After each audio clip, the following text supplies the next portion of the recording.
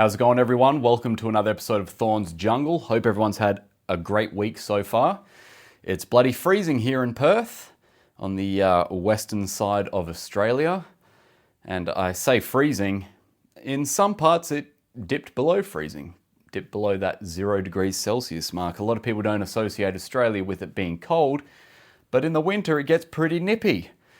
So I hate it. I hate the cold, so I'm not having fun. Anyway, if you haven't already, head over to my Patreon. If you become a paid subscriber, you can get a bonus episode every week, and it's only as little as $3 a month. But if you can't fork out the $3 a month, you can still support the show just by giving this podcast a rating on any podcast app, whatever one you're listening from. Just give it a rating, subscribe, and you will help out the show a lot. Alrighty, let's get into it. This episode is all about bears in California. I was inspired when Rob sent me an article about the California black bears and how they arrived in Southern California, and it was super interesting. And I thought to myself, well, I'm going to do a podcast episode on that because that's pretty cool. Interesting, but cool.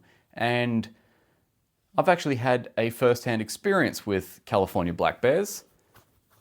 I was filming Kings of Pain. It was actually season 1, so I was over in LA for, I think it was pickups or something, just doing something for Kings of Pain.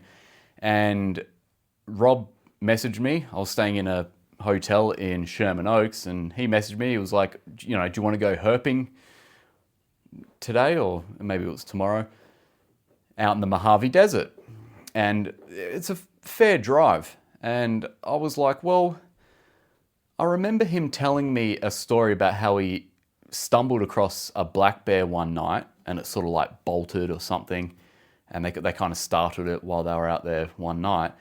So I was sort of thinking, well, I want to see some bears, So I did some research and looked for the closest place where black bears have been sighted in California that was sort of, close to Sherman Oaks. And we found this place called Monrovia. And it's like 45 minutes away from memory, from where my hotel was in Sherman Oaks. And I even looked at when the trash collection day was, so when the truck comes and picks up the garbage, because as we know, bears love sifting through people's trash. So if it was garbage day, even better. The bears are going to be out, they're going to be wandering around looking for trash to eat, and what do you know, it was trash day. So we head into Monrovia, and the entrance of the national park's right there. And we're like, well, we'll see if we can see any bears. It's going to be pretty difficult. You don't just, wander into a forest and straight away find a bear. Same with every animal. It's very unusual that you actually find the animal you've set out to look for. But no joke, probably within 5 minutes of walking into that park, there's a bear. Right in front of us on the path. This big, fat black bear. Now, the California black bears they're not jet black, for the most part, like we're used to with other black bears around the United States. California black bears are more like a brownish color.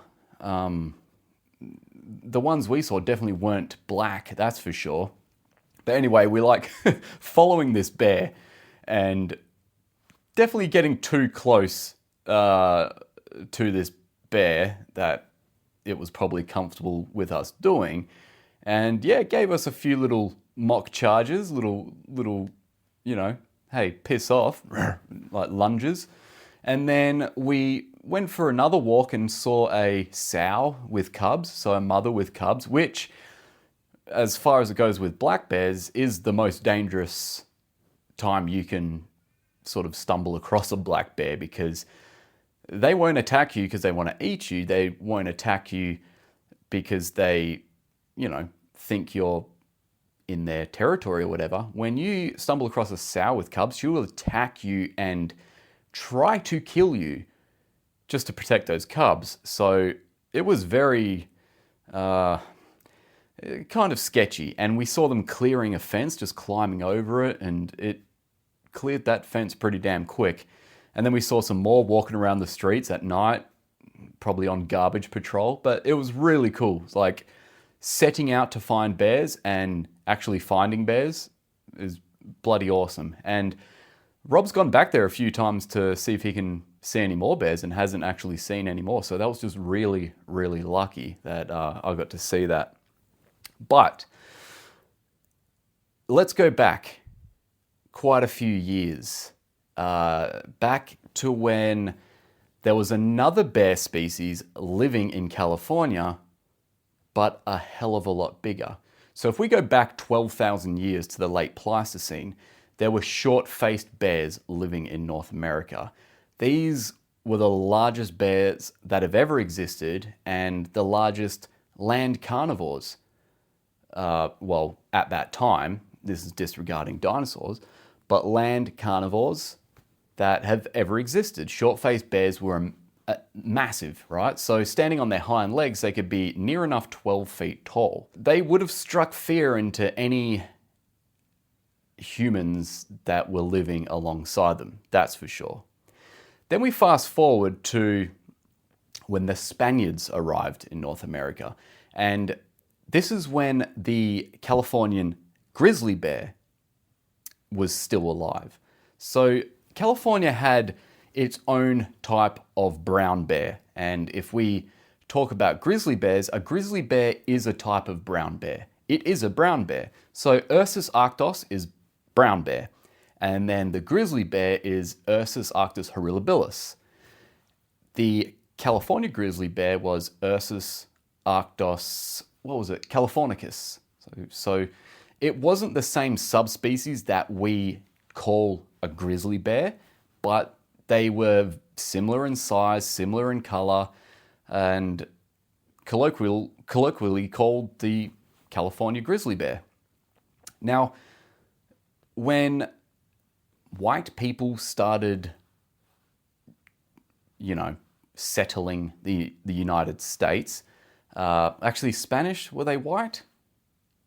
I don't know. Could you? Yeah. They were whiter than the people that were there originally, right? They came in contact with grizzly bears when they first started building agricultural sites, ranches, crops, things like that. The grizzly bears became quite a nuisance. And this led to bounties being put on their heads. It led to baiting, where they would put out like a pig carcass with poison in it to try kill the grizzlies. They even did what's also called bear baiting, where they would catch these bears and put them in a ring and make them fight bulls for people's entertainment. So the California grizzly was basically deemed a nuisance. And yes, it would eat livestock. It would get into people's crops. A grizzly bear ain't turning down a sweet potato, that's for sure.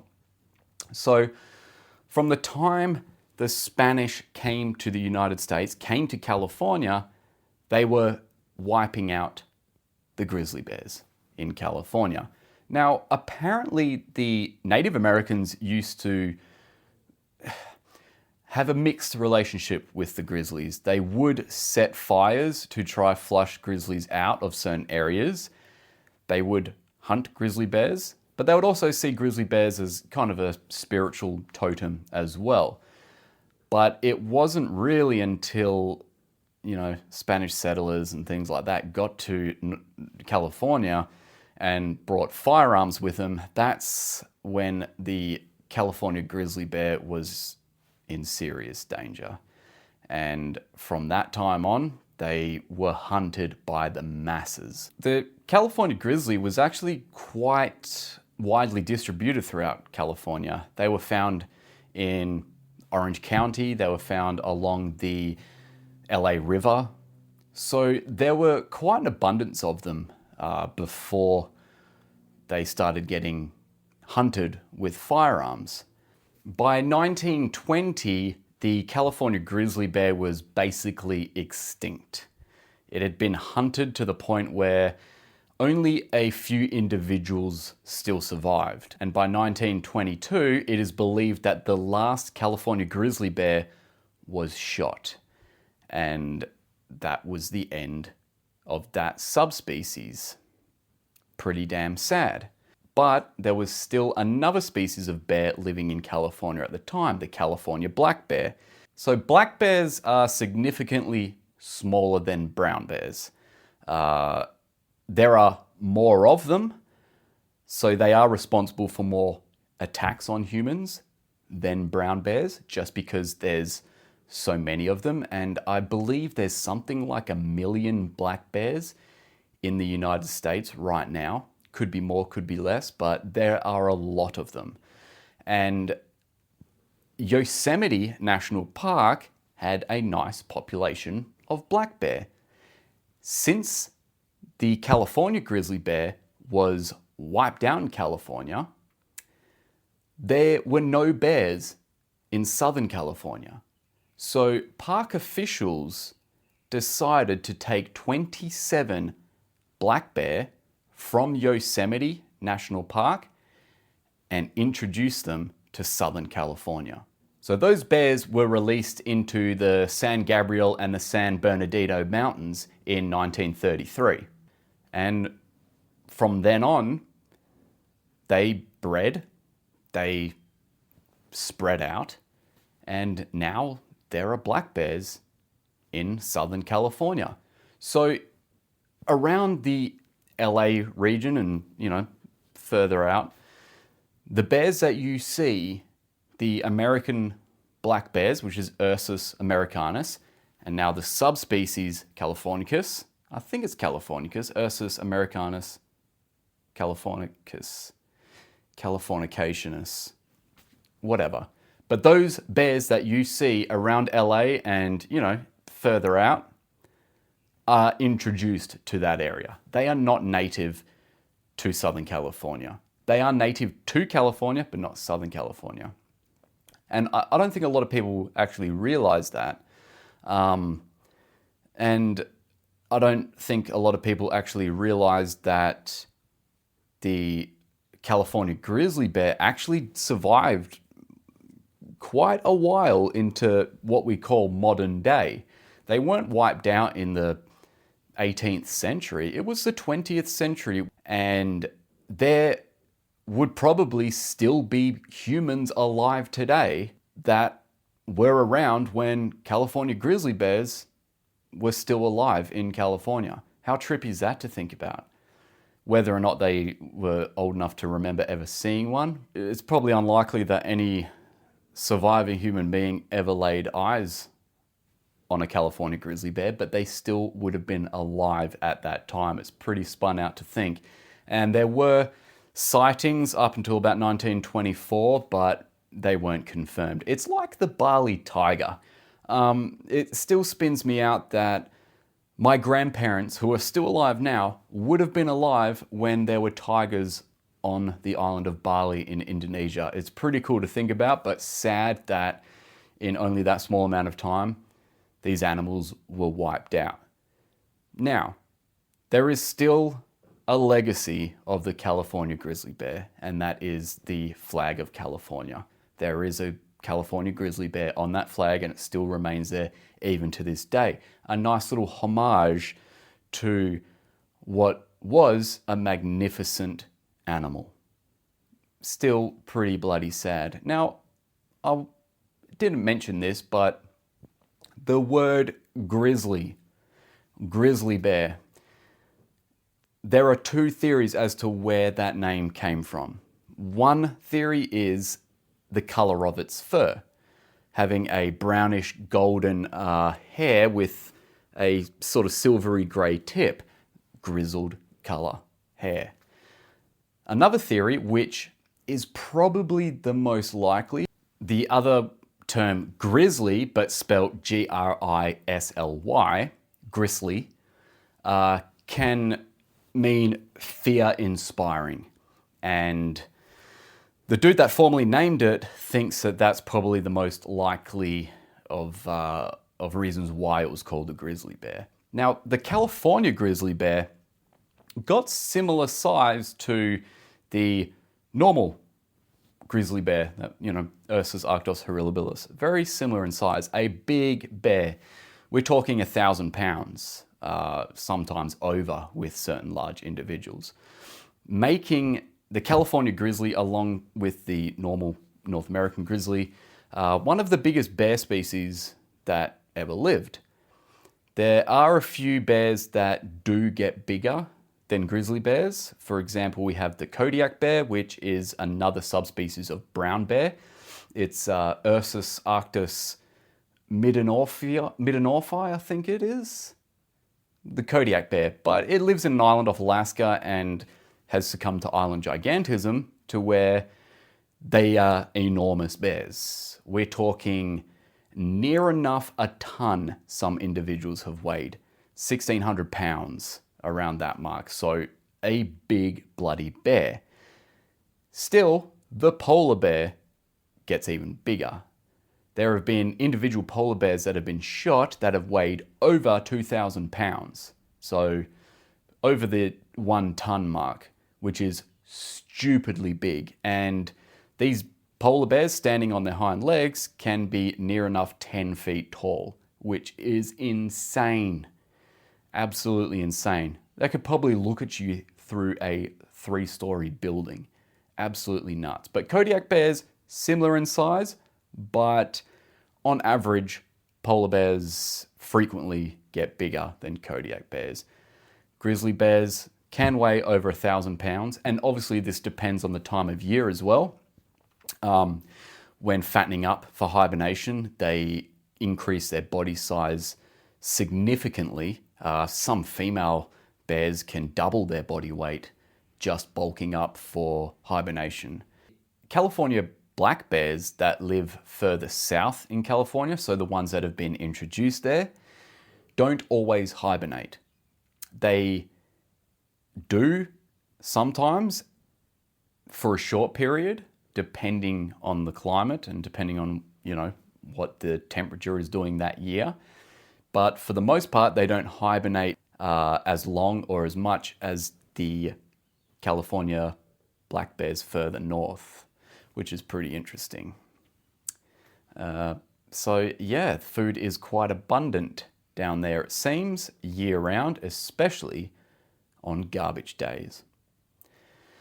Now, while we're on the topic of bears, you'll probably be surprised how many different bears there are in the world. I mean, we have spectacled bears in South America, also known as the Andean bear, which actually probably had a very similar diet to the short-faced bear in North America. So quite herbivorous, but still omnivorous, depending on what opportunities present itself. Obviously, we have panda bears, which are the most vegetarian of the bears. We have sun bears in Southeast Asia, which are the smallest species of bear, and they eat a lot of insects, termites, things like that. They also eat honeys, hence the honey. They eat them honeys. There are brown bears throughout Europe, for example, the Eurasian brown bear. There's Tibetan blue bears. They're not actually blue. I don't know why they called them that. There's sloth bears as well. Primarily, you can find them in India. There's probably a few places you can find sloth bears, but they are probably, to me, the most terrifying of the bears. They're nowhere near as big as brown bears, and even they don't get as big as black bears either, but they are fiercely territorial. Like, they will mess you up, man.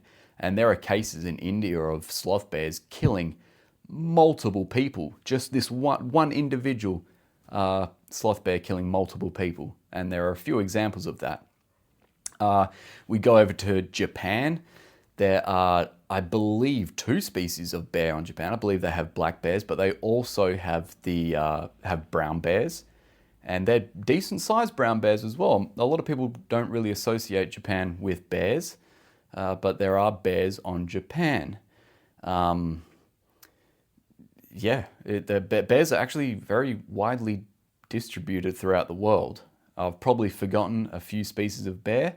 Obviously, you have the Asiatic black bear, things like that. So there are a lot of bears out there, man. A lot of bears. I just hope they don't end up like the California grizzly. There used to be grizzlies in Mexico as well, the Mexican grizzly.